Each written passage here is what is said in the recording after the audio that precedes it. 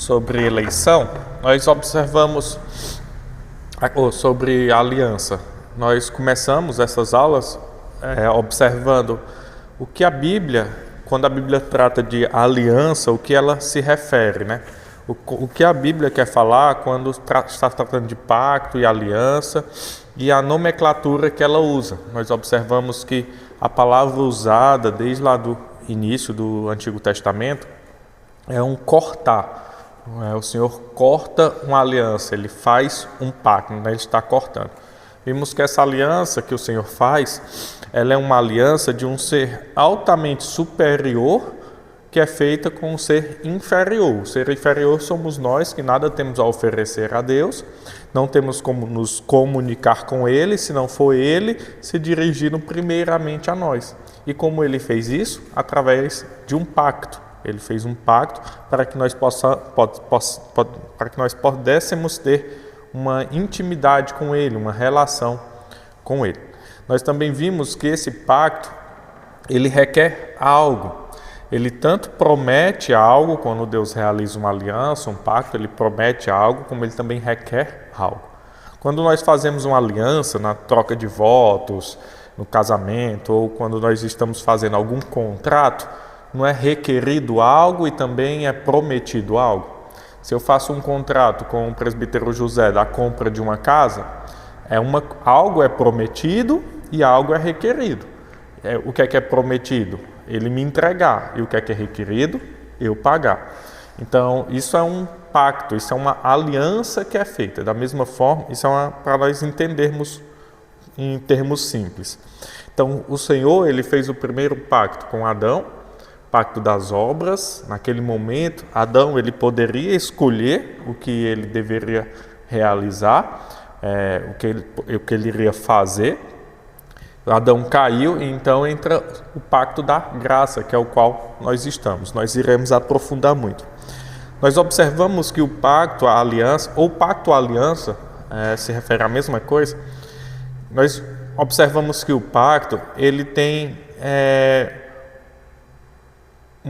uma ideia e ele faz parte também da ideia e é também uma das bases da nossa fé, da nossa doutrina que nós seguimos na Igreja Presbiteriana, como também da eleição.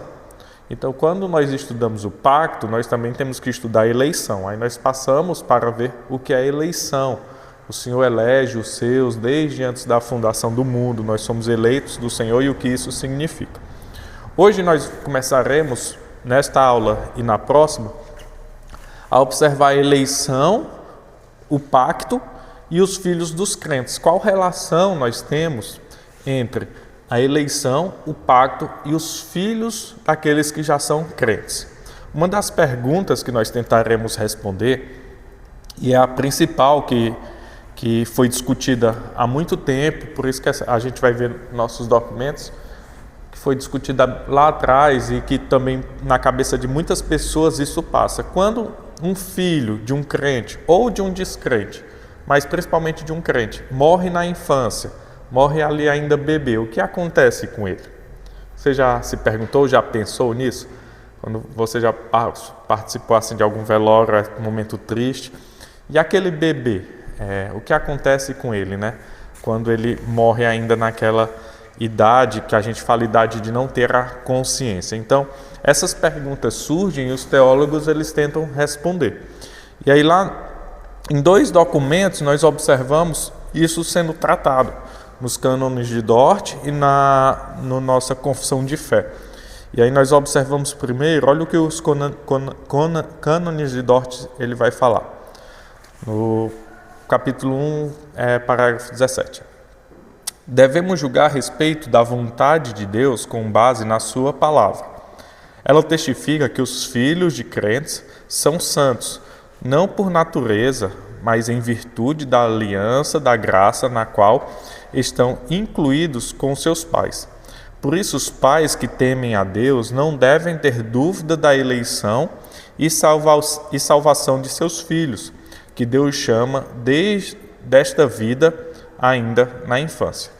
Então, os teólogos, aqui é uma imagem lá dessa reunião em Dort, onde foi feito esse documento para defender de acusações de outra linha de pensamento, dos arminianos. Então, os calvinistas se reuniram para defender de acusações de outros teólogos. E aí eles elaboraram essa defesa. Por quê? Porque os outros teólogos, que não são de linha calvinista, eles estavam falando que o pensamento calvinista, ele tirava do crente, ou tirava dos pais, a certeza da salvação. Por quê? Porque você nunca poderia ter certeza, porque não depende de você, mas depende unicamente de Deus. Mas os teólogos calvinistas, eles falaram que não, que você pode ter certeza, não por quem você é ou pelo que seu filho é, mas pela graça de Deus. Então, depois, aprofundando mais nessa questão, eles chegam na conclusão, e o entendimento dessa afirmação deles é que os pais dos filhos, os pais crentes que perdem seus filhos ainda na infância, na idade ali ainda fora da consciência, que não tem consciência, eles podem ter a certeza com base nas misericórdias e nas promessas de Deus da Escritura. Mas veja, nós sabemos que o filho de um crente, tem aquele ditado, né? Filho de peixe, peixinho é. Isso não serve para a salvação. Filho de crente não é um crentinho. O filho de crente, nós não podemos olhar para alguém e falar que aquela pessoa é ou não salva, independente se ela é um bebê ou se ela é um adulto. Mas veja, Deus promete na sua palavra que esta aliança é para nós e para os nossos filhos e para os nossos descendentes. Então nós fixamos nossos pés aonde? Nessa rocha, nas promessas de Deus. Eu tenho 2 filhos, eles são salvos? Eu creio que sim. Por quê? Porque Deus prometeu que a promessa é para mim e para meus filhos. Mas veja como é interessante, porque há também uma responsabilidade humana. E isso não pode ser jogado de fora. Eu tenho a plena convicção da minha salvação. Aí alguém pode perguntar, você tem a plena convicção da sua salvação, mas e se você perdê-la lá na frente, se algo acontecer? Eu digo, não, nunca vou perder, nunca vou me afastar do Senhor. E seus filhos são salvos? Eu creio que meus filhos são salvos. Por quê? Por causa da promessa que Deus fez para mim e para os meus filhos. E se lá frente eles se perderem? Eu creio que eles não irão se perder. Isso é a crença na palavra de Deus, independente da responsabilidade que meus filhos trarão no futuro. Estão entendendo? Então veja, nós podemos sim ter a certeza, mas isso é de uma perspectiva humana, nós não sabemos os planos de Deus, os planos soberanos do Senhor. Como depois nós vamos ver o caso de Esaú e Jacó. Nós não podemos ter a certeza. Eles 2 eram filhos de pais crentes. E o que aconteceu com eles? Então vejamos, só lendo mais uma vez, devemos julgar a respeito da vontade de Deus com base na sua palavra. Então, como é que nós sabemos a vontade de Deus? Através da palavra. Eu não posso atravessar a palavra e colocar meu achismo. Eu penso que... eu acho que não. O que é que a palavra diz? Ela testifica que os filhos de crentes são santos, não por natureza, mas em virtude da aliança, da graça, na qual estão incluídos com seus pais. Então a promessa é para os pais e para os filhos, e é nisso que a gente crê. Já a confissão de fé, olha, como à primeira vista, eu vou mostrar para vocês que se você ler cuidadosamente, parece que o texto vai estar contradizendo o que o cânone de Dort diz. Veja só. As crianças que morrem na infância, sendo eleitas, são regeneradas e por Cristo salvas, por meio do Espírito que opera quando, onde e como quer. Do mesmo modo, são salvas todas as outras pessoas incapazes de serem extraordinariamente chamadas pelo ministério da palavra. Então, a confissão de fé vai dizer esse se, sendo eleitas. Então, como é que nós cremos? Uma criança ela é salva quando ela morre, quando Deus a chama, antes da idade da consciência, quando ela ainda é ali um bebê, quando ela morre, ela é salva? Se eleita, sim, como todo o resto do mundo. Quem são os salvos? Os eleitos do Senhor. Há alguns que vão dizer que as crianças, elas são salvas, todas as crianças que morrem na infância, elas são salvas. Por que vão defender essa questão? Porque Jesus vai dizer, deixar vir a mim os pequeninos, delas são o reino dos céus e outras coisas assim parecidas. Mas veja, não tem um fundamento, por quê? Porque primeiro, o texto quando Jesus fala disso, ele não está falando de salvação das crianças, ele está falando de outro contexto. E a salvação, desde do nosso entendimento das Escrituras, de Gênesis e Apocalipse, ela se dá, se dá através da soberania de Deus. Deus elege os seus. Então veja, se Deus elege os adultos, Ele também elege as crianças. Se Deus escolhe uns, Ele escolhe todos. Ele não vai só fazer distinção. E mesmo assim, por exemplo, se você for partir de um pressuposto que toda criança é salva, e se a pior coisa que nós temos é passar uma eternidade longe da presença de Deus, que seria no inferno, no lago de fogo e enxofre, a melhor coisa que poderia ser feita é todo mundo morrer ainda bebê. Porque aí nós teríamos a certeza que todo mundo estaria indo para o céu. Então não tem muita consistência essa afirmação que uma criança ela é salva só porque ela é inocente. Por quê? Porque todos nascem pecadores, todos nascem carecendo da graça e da misericórdia de Deus. Não há um que nasça sem pecado. Então, um bebê ele nasce sem pecado, então ele é igual a Cristo? Mas ele não tem consciência, mas ele é do pecado original. Certa vez, um pastor tratando esse tema, ele vai falar, se assim nós pensássemos, então Herodes foi o maior missionário que já existiu, né? Que ele matou diversas crianças, então ele mandou muitas pessoas para o céu. Então nós não podemos pensar que só porque alguém morre na infância, ela vai diretamente para o céu. Mas veja, um crente que tem seu filho, que por algum motivo Deus o levou na infância, ele pode ter essa certeza que meu filho é salvo. Por quê? Porque Deus prometeu.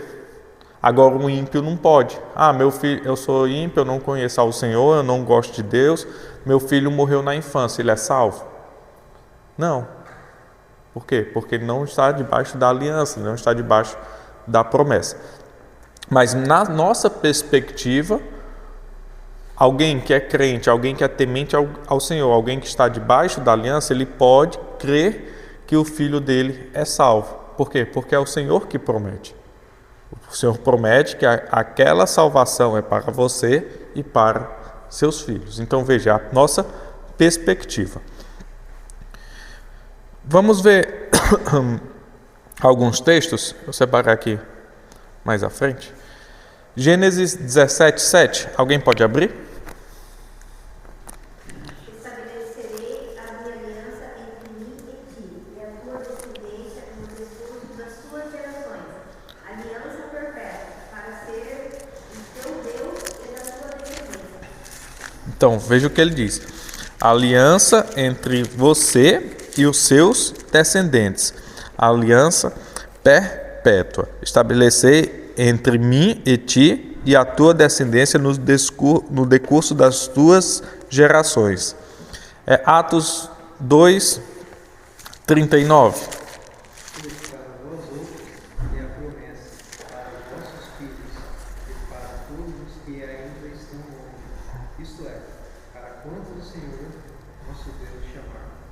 Então, pois para vós outros é a promessa, para os vossos filhos e todos os que estão longe, para você e para os seus filhos.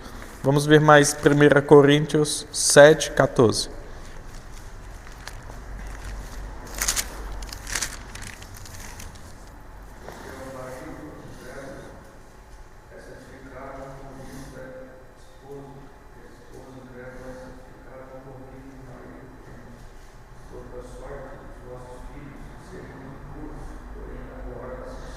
Veja, os filhos eles seriam impuros se um ou outro não fosse crente, mas agora os filhos já são tratados como santos. Depois nós vamos tratar do batismo, aqui na próxima aula, do batismo das crianças, mas veja como a aliança de Deus é tratada. Deus, eu já falei isso aqui algumas vezes, ele não trata individualmente seu povo, ou a aliança, ou o pacto, mas o Senhor faz um pacto com um povo, ele faz uma aliança com um povo, e esse povo tem seus familiares, ele tem seus filhos, então a promessa é para você e seus filhos. Quando nós batizamos, o que é requerido no batismo de uma criança? Que pelo menos um dos pais seja crente. Só precisa ser um, porque aqui, como o texto diz, de Coríntios, diz, o marido santifica a esposa santifica o marido no convívio ali, tentando convertê-lo pelo seu proceder, pela palavra, e os filhos já são tratados como debaixo da aliança, eles são santos, eles são vistos como santos diante de Deus. Depois nós também trataremos, mas se eles se desviam depois, se eles tomam um caminho errado, aí o Senhor Jesus vai tratar isso, né? O enxerto na videira e o quebrar desse enxerto e ser jogado no fogo, né? Não faz mais parte. Quando nós batizamos nossos filhos, nós não estamos crendo, de certa forma, que ali ele está livre de qualquer pecado, do pecado original, não. Depois ele ainda tem que demonstrar essa conversão, e os pais, eles prometem na hora do batismo de instruírem seus filhos, até de ensiná-los a ler as Escrituras para que eles conheçam ao Senhor. Então o campo missionário principal do pai, da mãe ou dos dois que batizam ali é seu filho. Seu filho se torna ali então seu campo missionário principal. Todos os dias da sua vida você vai fazer o quê? Levá-los à casa do Senhor, você promete isso. Você vai ensiná-los a Escritura, você promete isso. Você promete ser exemplo para que eles possam ver Cristo em você. Então você se está colocando ali em suas mãos o seu campo missionário, seu filho. Então todos os dias você vai demonstrar isso, você vai demonstrar Cristo através da sua vida. Mais um texto, vamos ver o capítulo de Romanos 9, é um capítulo, não é tão longo, mas nós vamos, 33 versos, nós vamos ler ele. Diz assim, vamos ler e pausando. Digo a verdade em Cristo, não minto, testemunhando comigo no Espírito a minha própria consciência. Tenho grande tristeza e incessante dor no coração, porque eu mesmo desejaria ser anátema ou amaldiçoado, separado de Cristo por amor de meus irmãos, meus compatriotas segundo a carne. São israelitas, pertence-lhes a adoção e também a glória, as alianças, a legislação, o culto e as promessas. Deles são os patriarcas e também deles descende o Cristo segundo a carne, o qual é sobre todos, Deus bendito para todo sempre. Amém. E não pensemos que a palavra de Deus haja falhado, porque nem todos os de Israel são de fato israelitas. Nem por serem descendentes de Abraão são todos seus filhos, mas em Isaque será chamado a tua descendência. O que é que Paulo está construindo aqui? Veja, há uma promessa para os filhos, ali ele está falando dos judeus, né? Há uma promessa, como há uma promessa para nós e para os nossos filhos. Mas ele está dizendo, olha, mas nem todo de Israel é de fato israelita. Nem todo filho de crente, de fato, é crente. Então ele coloca assim um alerta, um cuidado. Aí o que nós temos que fazer? Apresentar Cristo. A salvação vem por meio de quê? De Cristo. Somente Cristo. Ninguém é salvo sem crer na obra redentora de Cristo. Mas e uma criança e um bebê? Veja, João Batista creu aonde? Na barriga. A barriga estremeceu na presença do Senhor. Então nós cremos que o Espírito Santo ele pode transformar o coração em qualquer momento. Por quê? Porque não é uma obra nossa. Não é um aceitar nosso, como outros acreditam. Não parte da gente, mas parte primeiro do Senhor. O Senhor que nos converte e então nós passamos a querê-lo.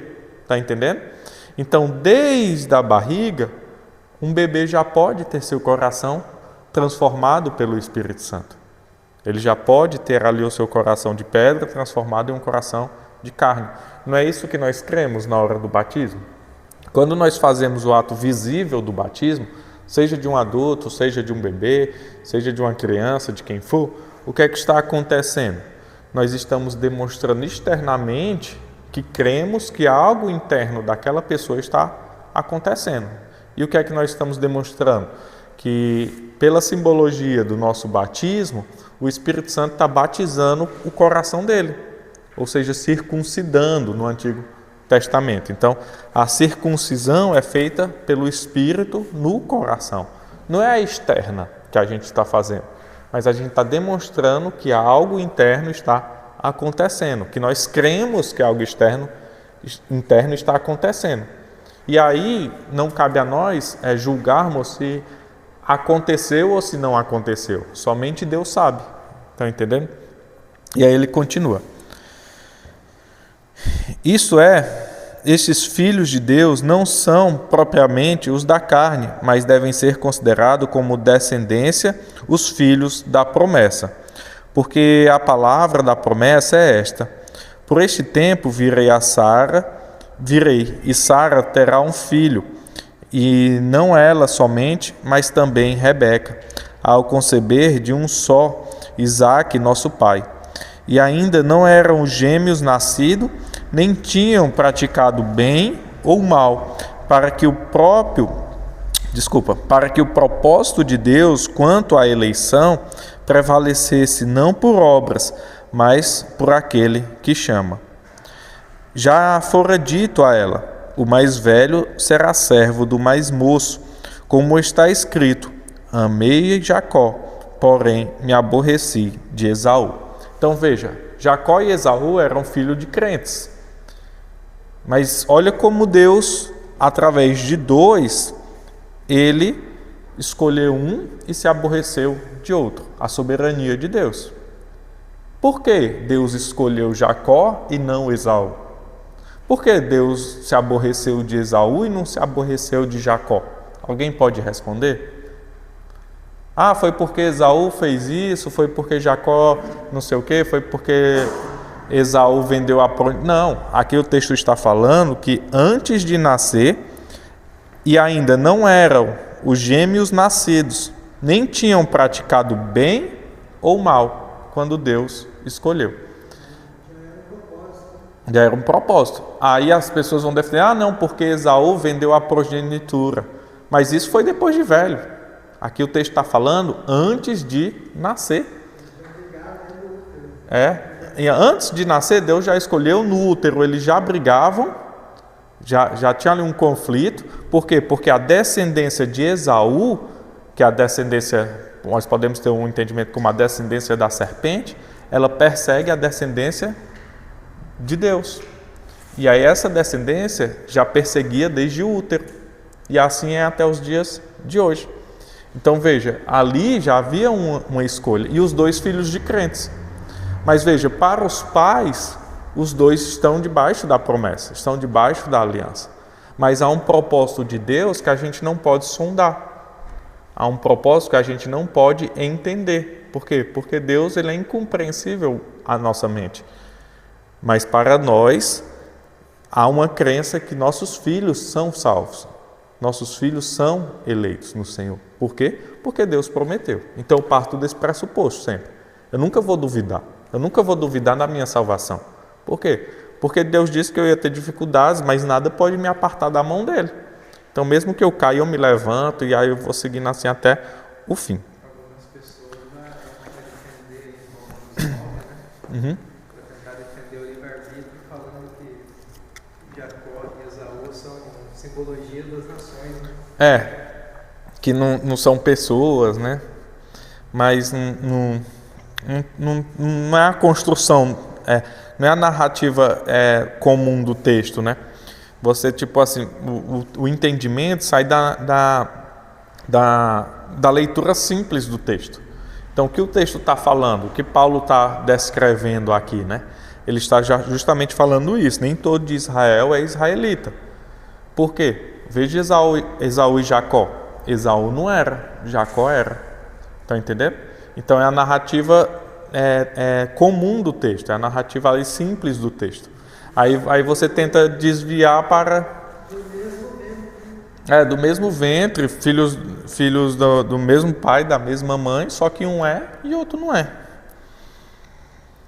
Aí olha o que Paulo continua falando. Que diremos, pois, a injustiça da parte de Deus? Aí Paulo, de modo nenhum. Pois ele diz a Moisés, terei misericórdia, verso 15 eu estou. Terei misericórdia de quem me aprouver ter misericórdia, e compadecer-me-ei de quem me aprouver ter compaixão. Assim, pois, não depende de quem quer ou de quem corre, mas de usar Deus a sua misericórdia. Então veja, não depende de quem corre mais, não depende de quem aceita ou deixa de aceitar. Depende de quem Deus derramou sua misericórdia. Mas essa pessoa ao qual Deus derramou sua misericórdia, ela vai dar provas de conversão. A diferença é porque alguns vão pensar que primeiro a pessoa dá provas de conversão, então ela ganha a salvação. Mas é ao contrário. Deus salva aquela pessoa, derrama a sua graça, derrama a sua misericórdia sobre aquela pessoa. Deus elegeu antes da fundação do mundo aquela pessoa. O Espírito tocou aquela pessoa através da palavra. O coração dela foi convertido e então ela passa a ter atos de misericórdia. Ela passa a se santificar. E não ao contrário. Por quê? Porque antes você era morto em seus delitos e pecados. Se você é morto, como é que você vai fazer atos de vida? Não, você só faz atos de morte. Tudo que você faz, mesmo que seja a cura do câncer, isso não traz glória para Deus, se você não for um crente. Ela beneficia o mundo, é graça comum, mas não traz glória a Deus. Quem traz glórias a Deus? Os crentes. Os crentes... Alguém descobriu um câncer, é um ímpio, isso não vai ganhar ponto com Deus. Você brincou com seu filho, ele se machucou, você botou um band-aid, para Deus isso é mais válido do que um ímpio que descobriu a cura do câncer. Por quê? Porque o nome de Deus está sendo glorificado através desse band-aid que você botou e você disse, olha filho, vamos orar para que Deus cure, vamos fazer tal. Então, isso você está demonstrando Deus. Então, veja o entendimento. Nós temos um entendimento que nós damos testemunhos da nossa conversão porque Deus nos amou primeiro. É simples assim. Um crente, um eleito, ele não vai viver da forma que quer. Como alguns dizem, não, você é eleito, você pode viver da forma que quer, que no final você é salvo mesmo. Não. Se você viver da forma que quer, você só está demonstrando que você talvez não seja um eleito. Talvez. Porque nós somos uma montanha-russa, né, de sentimentos. Então, veja, nossa santificação ela é progressiva, mas às vezes você está com a fé abalada. Às vezes você se decepciona com alguém. Às vezes você ainda não venceu um pecado, cai, se afasta com vergonha. Então, veja, não quer dizer também que você não seja um eleito. Veja o ladrão na cruz. O ladrão na cruz, no último momento da sua vida, nos 45 do segundo tempo, ele foi salvo e o outro foi condenado. Mas o que esse ladrão fez nos 45 do segundo tempo? É engraçado. Ele escutou a palavra, né? Ele confessou sua fé, Cristo observou a fé dele, ele deu testemunha daquilo que creu, e ele recebeu a palavra de salvação. Ainda hoje estará comigo no paraíso. Então veja, nos 45 do segundo tempo, ele demonstrou tudo o que às vezes a gente demora 80 anos para demonstrar. Confissão de fé, transformação de vida, testemunho. Ele demonstrou em, 5 minutos. E às vezes a gente demora 80 anos para demonstrar isso, ou nossa vida toda. Mas ele correu todos os passos. Isso é interessante. Então ele diz, assim, pois não depende de quem quer ou de quem corre, mas de usar Deus a sua misericórdia. Lembrando que nós estamos falando, traga a memória, eu estou falando aqui do texto de Romanos 9, de eleição, Deus aborrece uns e ama outros e tudo, derramar sua misericórdia. Nós não fugimos do tema de filhos de crentes. Por quê? Do mesmo pai, da mesma mãe, crentes, Deus pode usar da sua misericórdia para com um e não usar para com outro. Mas não cabe ao pai julgar seus filhos. Você vai tratar sempre seus filhos como quê? Eleitos do Senhor. Eu vou botar meus joelhos no chão, vou ensiná-los. Mas estão dando provas. Mas não sei o que, não sei o que, não sei o que. São crentes. Bata o martelo, creia, ore e vá até o fim. Porque a Escritura diz a Faraó: por isto mesmo te levantei, para mostrar em ti o meu poder e para que o meu nome seja anunciado por toda a terra. Logo, tem ele misericórdia de quem quer e também endurece a quem lhe apraz. Veja, Faraó foi usado por Deus para que o nome de Deus seja glorificado. E aí? O nome de Deus é glorificado por alguém que perseguiu, ou por ele não, por Faraó não, mas isso levou o nome de Deus a ser glorificado. Faraó perseguiu o povo de Deus, escravizou o povo de Deus, mas isso levou Deus a ser glorificado. Veja, então Deus, ele é soberano, ele utiliza dos seus meios, ele faz e ele se aproxima de quem ele quer e ele afasta quem ele quer. O entendimento correto, ou um melhor entendimento para essa questão de endurecer, eu já falei aqui também, eu não sei se na aula passada ou na outra, que é simplesmente Deus deixar o homem seguir o caminho dele. O entendimento de endurecer, Deus endureceu o coração de Faraó, um entendimento melhor para nós termos na mente, é simplesmente Deus soltou as rédeas. Você está guiando um cavalo bruto, você está montando.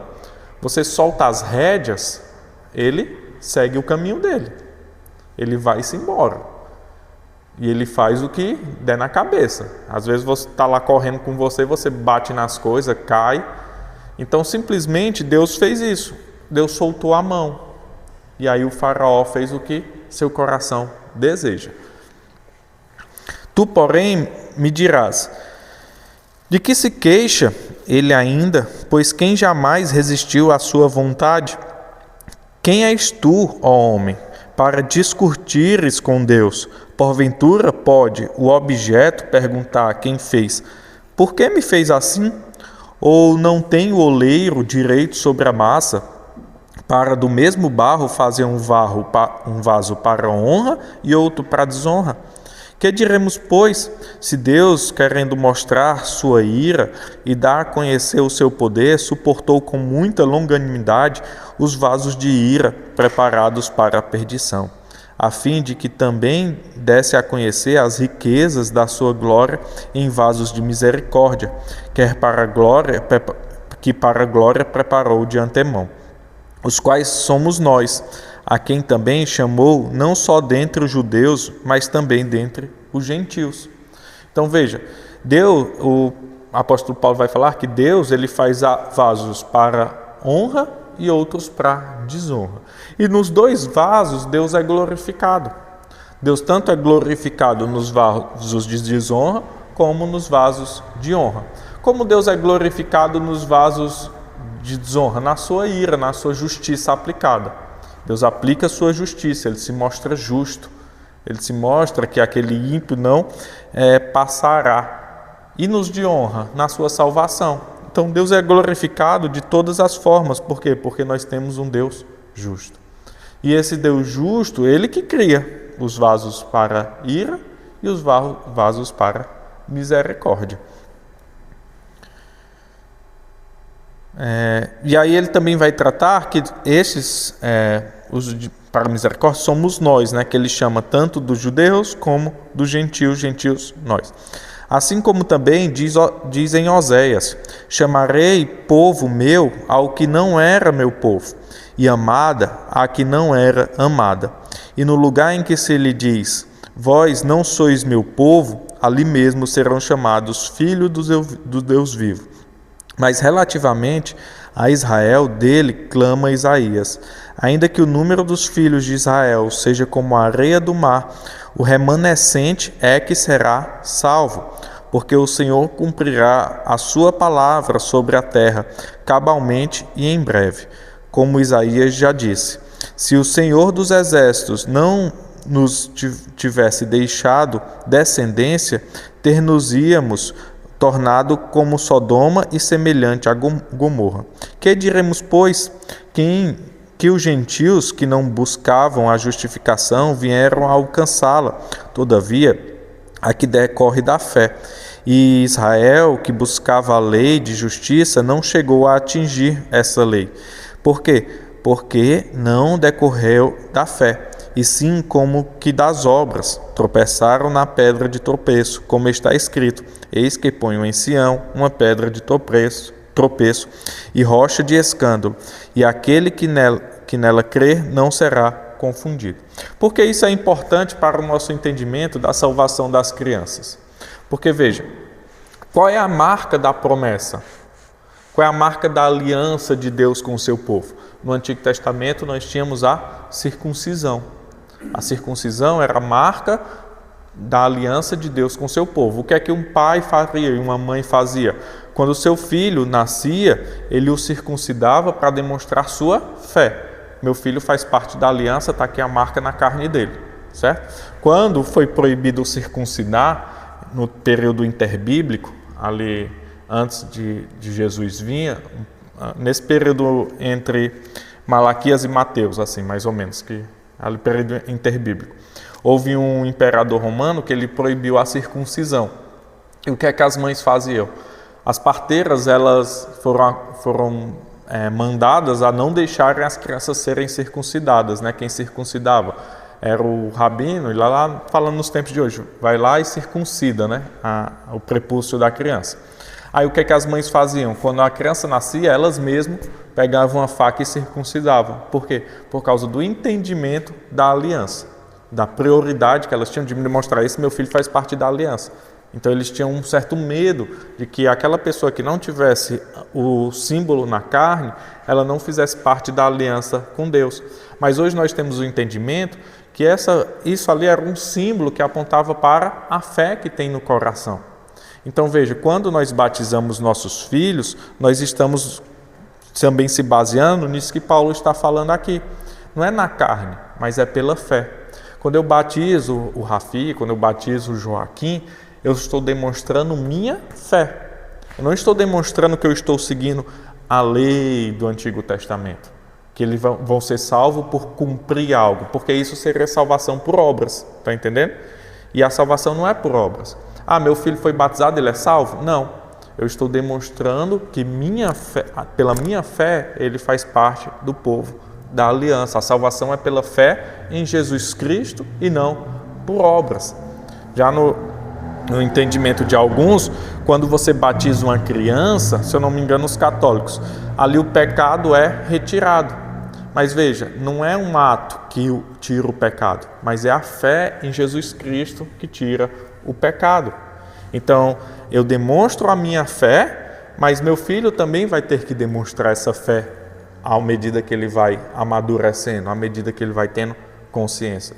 Ele vai dizer: eu tenho a fé dos meus pais, eu quero seguir o caminho dos meus pais. É o que é que ele faz? A confissão da sua fé, quando ele está mais velho. Então veja como o entendimento de Romanos 9, ele também é passado para os nossos filhos. Por quê?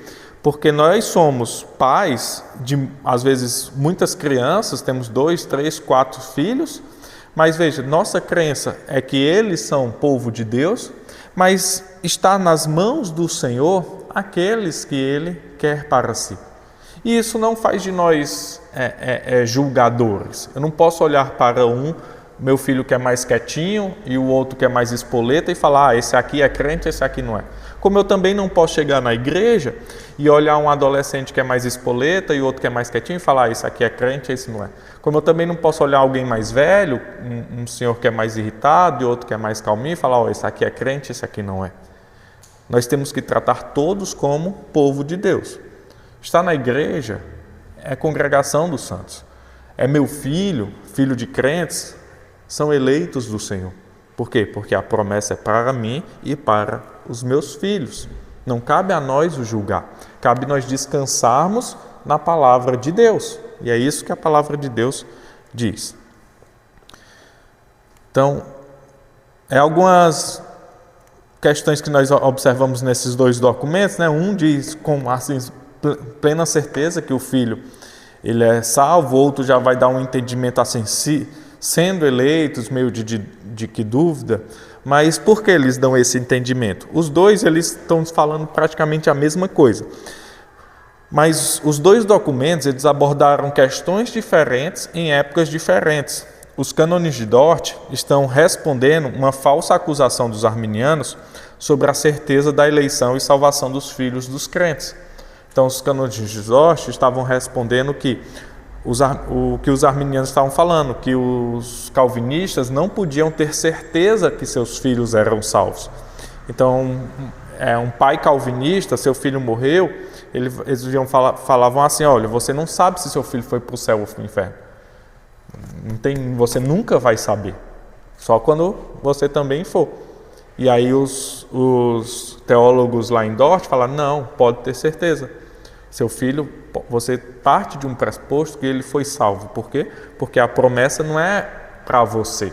A promessa é para você e para seus filhos. Você tem certeza da sua salvação? Tenho. Então você pode ter certeza da dele. Apesar de falar sobre a eleição dos pequeninos, a Confissão de Fé de Westminster aborda uma questão diferente. O capítulo 10 aborda o tema chamado eficaz. No parágrafo 3, que é o que a gente leu, tenta explicar como as crianças eleitas, que são incapazes de usar os meios comuns para o chamado eficaz, são salvas de acordo com o propósito e a vontade de Deus. Então, o capítulo 10 da Confissão de Fé está falando sobre o chamado eficaz. Qual é o chamado eficaz? Deus chama o seu povo através de meios. Quais meios? Pregação da palavra. E uma criança, ainda, vamos supor, o Joaquim, o Rafi, eles ainda não têm como responder a uma pregação da palavra. Você pode pregar o Joaquim, hoje tem estudos aí da ciência, dessa parte da pediatria, que falam que as crianças desde a barriga já escutam, já compreendem, assim, não com o nosso intelecto, mas já entendem alguma coisa, já reconhecem alguma coisa desde a barriga. Eu conheço pais, colegas nossos, que desde antes de 1 ano, eles já ensinam catecismo para as crianças, o breve, com flashcards e tudo. E as crianças com 2 anos já recitam algumas palavras do catecismo, algumas perguntas e respostas do breve catecismo. Então, isso é os pais ensinando seus filhos, que é o que nós prometemos fazer. Então, a Confissão de Fé estava tratando disso. Como é que uma criança que não tem a capacidade ainda de responder, ela é salva? Aí eles respondem, se eleita, ela é salva. Então veja, ele não está dizendo que os pais crentes, eles têm que duvidar da salvação de seus filhos. Não, eles devem crer na salvação de seus filhos. Mas eles estão respondendo, mas se o Rafi não responder à pregação da palavra, se eleito, ele é salvo. Basta você crer nisso. Você faz parte da aliança? Faço. Seu filho também. Se Deus o elegeu, ele é salvo. Então, os dois documentos estão tratando em épocas diferentes, de assuntos diferentes, mas eles não se contradizem. Eles estão afirmando a mesma coisa, apesar de usar palavras diferentes. E quais as semelhanças deles dois? E a gente já encerra. As duas confissões atribuem a salvação das crianças somente à graça e ao propósito eletivo de Deus com elas em Cristo. Nenhum dos dois documentos aceita a ideia de que as crianças são salvas por causa da sua inocência ou de qualquer coisa que esteja nelas ou que tenham feito. A salvação para todas as pessoas, quer morram na sua infância ou vivam até uma idade avançada, depende totalmente da escolha soberana de Deus, que é isso que Romanos 9 traz. Não depende de quem quer, mas depende de Deus usar sua misericórdia. Não importa se a pessoa tem 1 mês de vida ou se ela tem 100 anos de idade. Todos carecem da misericórdia de Deus. Os 2 artigos, as 2 perguntas lá que a gente viu, os 2 textos, apontam que os pais crentes podem confiar na eleição e salvação de seus filhos. A eleição de Deus é efetuada com base na obra mediadora de Cristo e na aplicação desta obra pelo Espírito Santo a todos os eleitos. Então, o pai crente, ele vai crer na salvação do seu filho porque ele crê na obra do Espírito Santo na vida dele. Então, você já parte de um pressuposto e pela fé que seu filho é salvo, que seu filho faz parte da aliança, que ele está na videira verdadeira, que é Cristo Jesus. Por quê? Porque não é mérito seu, não é mérito dele, mas é mérito de Cristo. E quem faz essa obra? O Espírito Santo. Então, veja, a teologia calvinista, ela se demonstra muito mais misericordiosa, muito mais bondosa do que a teologia arminiana, que requer algo. Aí, um arminiano, para defender que uma criança é salva, tem que fazer um malabares. Mas nós não. Nós simplesmente descansamos na graça de Deus. Por quê? Porque não depende da criança. Depende de Deus, depende do Espírito Santo. E nós temos um Deus bom, um Deus maravilhoso, um Deus gracioso. Então, como não dependeu de você escolher a Deus, dependeu dele te amar antes da fundação do mundo. Então, veja como Deus derramou o amor dele por você. E aí Paulo vai tratar isso em Romanos 9 também. E aí não cabe a nós ficarmos pensando, e por que eu? E por que fulano? E não sei o quê? E quem é e quem não é? Não, nós temos que descansar na promessa de Deus. Está na igreja, a gente trata como eleitos, como Pedro trata em sua carta aos eleitos do Senhor. A gente trata nossos filhos como eleitos do Senhor e ensina o caminho sem pensar no dia de amanhã. Vamos ensinando através da nossa vida, vamos pregando a palavra, vamos vivendo como eles, com o entendimento que eles são parte da aliança de Deus. Então, esse é o entendimento que nós temos da salvação e da aliança e do pacto na vida dos filhos dos crentes. Nós partimos de um pressuposto que nossos filhos, eles fazem parte da aliança. E até os 18 anos, nós temos responsabilidade sobre eles, de ensinar o caminho, de mostrar para eles quem eles são, né? Diante do Senhor. Então, isso. Alguma dúvida ou alguma contribuição? Vocês querem fazer?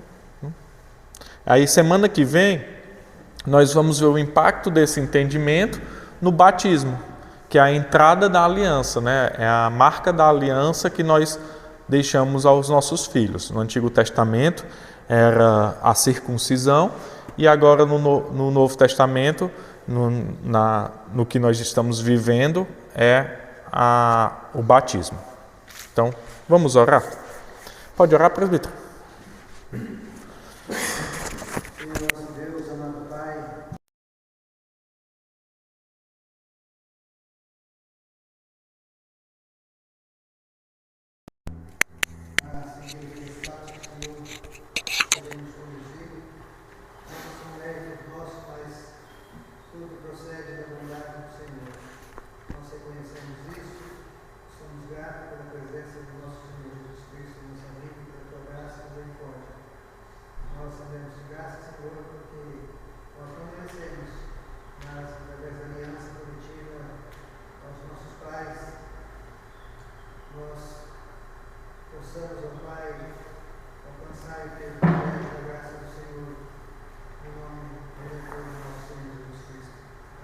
Amém. Certo.